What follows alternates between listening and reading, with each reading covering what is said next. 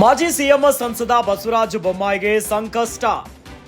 ಬೋವಿ ನಿಗಮ ಹಗರಣವೇ ಬೊಮ್ಮಾಯಿಗೆ ಮುಳುವಾದಂತೆ ಕಾಣಿಸ್ತಾ ಇದೆ. ಬೊಮ್ಮಾಯಿ ಮುಖ್ಯಮಂತ್ರಿ ಆಗಿದ್ದಾಗ ನಡೆದ ಹಗರಣ ಬಿಜೆಪಿ ಸರ್ಕಾರದ ಹಳೆ ಕೇಸ್ಗೆ ಮರುಜೀವ ಫಿಕ್ಸ್ ಆಗಿಬಿಟ್ಟಿದೆ. ಹಳೆ ಕೇಸ್ ಫೈಲ್ ಧೂಳು ಹೊಡೆಯಲು ಮುಂದಾದ ಸರ್ಕಾರ ಹಗರಣದ ಪಿನ್ ಟು ಪಿನ್ ತನಿಖೆಗೆ ಸರ್ಕಾರ ಚಿಂತನೆ ಮಾಡಿದೆ. ಈ ಮೂಲಕ ಬಿಜೆಪಿಗರ ಬಾಯಿ ಮುಚ್ಚಿಸಲು ಸಿದ್ದು ಪ್ಲಾನ್ ಮಾಡಿದ್ದಾರೆ.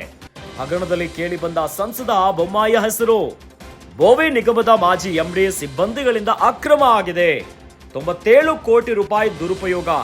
ಸಿಐಡಿ ವರದಿ ಸಲ್ಲಿಕೆ. 500 ಮಂದಿ ಫಲಾನುಭವಿಗಳ ಹೆಸರಿನಲ್ಲಿ ಅಕ್ರಮವಾಗಿ ಹಣವನ್ನ ಬಳಕೆ ಮಾಡಿದಾರಂತೆ.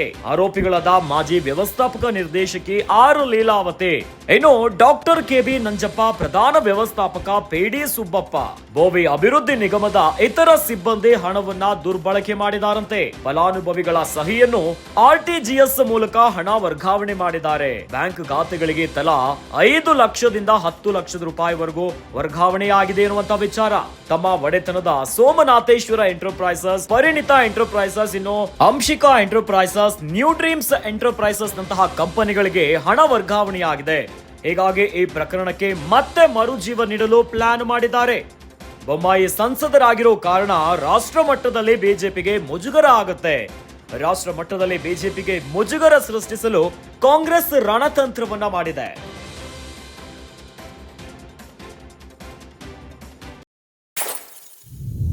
ಮಾಜಿ ಸಿಎಂ ಸಂಸದ ಬಸವರಾಜ ಬೊಮ್ಮಾಯಿಗೆ ಸಂಕಷ್ಟ ಎದುರಾದಂತೆ ಕಾಣಿಸ್ತಾ ಇದೆ. ಬೋವಿ ನಿಗಮ ಹಗರಣವೇ ಬೊಮ್ಮಾಯಿಗೆ ಮುಳುವಾಗಿ ಬಿಟ್ಟಂತೆ ಕಾಣಿಸ್ತಾ ಇದೆ. ಬೊಮ್ಮಾಯಿ ಮುಖ್ಯಮಂತ್ರಿ ಆಗಿದ್ದಾಗ ನಡೆದಂತ ಹಗರಣ ಇದು.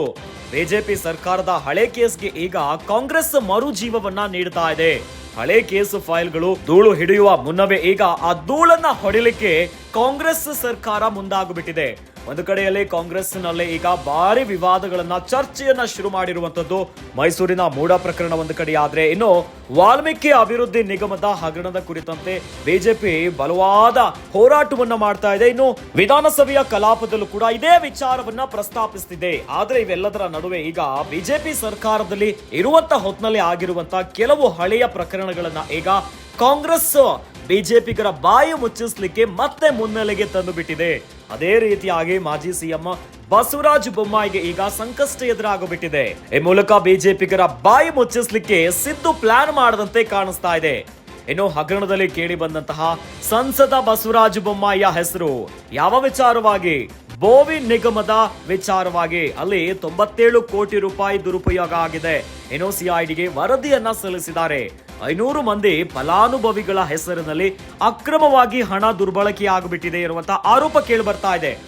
ಆರೋಪಿಗಳಾದ ಮಾಜಿ ವ್ಯವಸ್ಥಾಪಕ ನಿರ್ದೇಶಕಿ ಆರ್ ಲೀಲಾವತಿ, ಪ್ರಧಾನ ವ್ಯವಸ್ಥಾಪಕ ಪಿಡಿ ಸುಬ್ಬಪ್ಪ ಸೇರಿ ಬೋವಿ ಅಭಿವೃದ್ಧಿ ನಿಗಮದ ಇತರ ಸಿಬ್ಬಂದಿ ಹಣವನ್ನ ದುರ್ಬಳಕೆ ಮಾಡಿದ್ದಾರೆ ಎನ್ನುವಂತ ವಿಚಾರ ಈಗ ಮತ್ತೆ ಮುನ್ನೆಲೆಗೆ ಬರ್ತಾ ಇದೆ. ಹೀಗಾಗಿ ಈ ಪ್ರಕರಣಕ್ಕೆ ಮತ್ತೆ ಮರುಜೀವ ನೀಡಲು ಪ್ಲಾನ್ ಮಾಡಿದೆ ಕಾಂಗ್ರೆಸ್ ಸರ್ಕಾರ. ಬಸವರಾಜ ಬೊಮ್ಮಾಯಿ ಈಗ ಸಂಸದರಾಗಿದ್ದಾರೆ. ಈ ಕಾರಣದಿಂದ ರಾಷ್ಟ್ರ ಮಟ್ಟದಲ್ಲಿ ಬಿಜೆಪಿಗೆ ಮುಜುಗರವನ್ನ ಮಾಡಬೇಕಿರುವಂತಹ ತಂತ್ರ ಕಾಂಗ್ರೆಸ್ ಮಾಡದಂತೆ ಕಾಣಿಸ್ತಾ ಇದೆ.